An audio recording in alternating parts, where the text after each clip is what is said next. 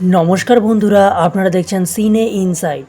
অনুরাগের ছোঁয়া ধারাবাহিকে আজকের পর্বে দেখবেন আদিত্যের বড় মা সিদ্ধান্ত নেয় যে সে অভ্রর শ্রাদ্ধ শান্তি করবে, কিন্তু এই সিদ্ধান্তে আদিত্য রাজি হয় না।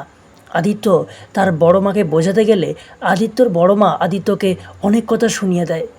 এরপর পরমা আদিত্যের কাছে আসলে আদিত্য বলে, এখান থেকে এখন যাও তুমি। পরমা বলে, তুমি কি এসবের জন্য আমাকেই দায়ী করছো? আদিত্য বলে, তোমাকে নিয়ে ভাবার সময় এখন আমার নেই। আচ্ছা সত্যি করে বলো তো, দাদাভাই কি কোনোভাবে আমাদের ব্যাপারে জানতে পেরেছিল?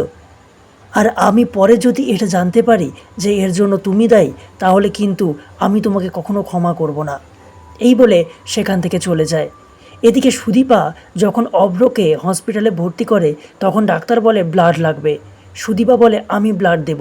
ডাক্তার বলে, কিন্তু অনেক ব্লাড লাগবে। এরপরেও সুদীপা ব্লাড দেয়। এরপর অভ্র জ্ঞান ফিরলে ডাক্তারবাবু বলে, অভ্র, তোমাকে ইনি রক্ত দিয়ে বাঁচিয়েছেন। তারপর সুদীপা অভ্রকে খাওয়াতে গেলে অভ্র বলে, আমার কিছু ভালো লাগছে না, আমি মরে যেতে চাই। সুদীপা বলে, আপনি এসব কথা আর একদম মুখে আনবেন না। অভ্র সুদীপাকে বলে, আমার মাথা ছুঁয়ে বলুন, আমি যে এখানে আছি আপনি এটা কাউকে বলবেন না। সুদীপা সেটাই প্রতিজ্ঞা করে।